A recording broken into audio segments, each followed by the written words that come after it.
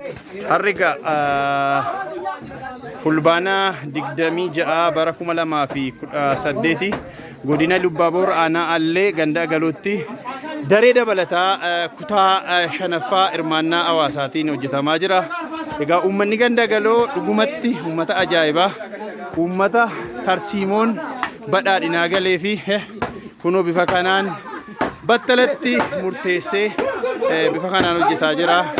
Egaa dhuguma kana uummata kana wajjiniin hojjechuu kootti akka abbaa carraatti of ni ilaala. Kanaaf uummanni kaleessa hiree ofiin of bulchuuf qabeenya isaa hoogganuu karoorfachuu mulqamee ture.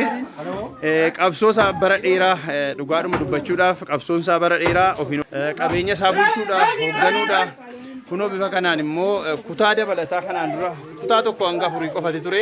Bara kana kutaa shanaffaa daree dabalataa ijaaraa jira. Kunoo bifa kanaan egaa bara dhufu immoo kutaa ja'a asittiin banama bara 2019 jechuudha.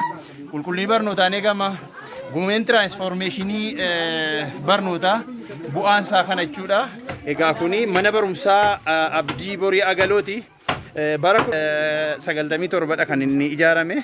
Kun amma bifa kanaanii gurguddisuudhaaf carraaqii irra jirra. Manni barumsaa kun waggoota hedduu booddee riifoormii kana duukaa carraa argateera. Barsiisaan dabalataa ramadameera. Erga riifoormiyaas manni barumsaa bu'uura boruu lama gandicha keessatti haaraan ijaaramaniiru. Yeroo ammaa kana gaa manni barumsaa bu'uura boruu sadii Galoo keessatti hojii baruuf barsiisuu eegalanii jiru. Kanaaf dudduuba kanatti bifa kanaan bifa asii argitanu hawaasni kaan mana fincaanii ijaaraa jira. Kaan immoo kunoo bifa kanaan hirmaannaa gochaa jira. Egaa uummanni bilisummaa argate, hawaasni bilisa bahe akka kanadha. Kanaaf egaa kan karoorsineen hojjennaa kan eegalleen xumurraa Waaqayyo nu gargaara. Viidiyoo gaggabaabaadhaan walitti deebina. Oolmaa leencaa qabaadha.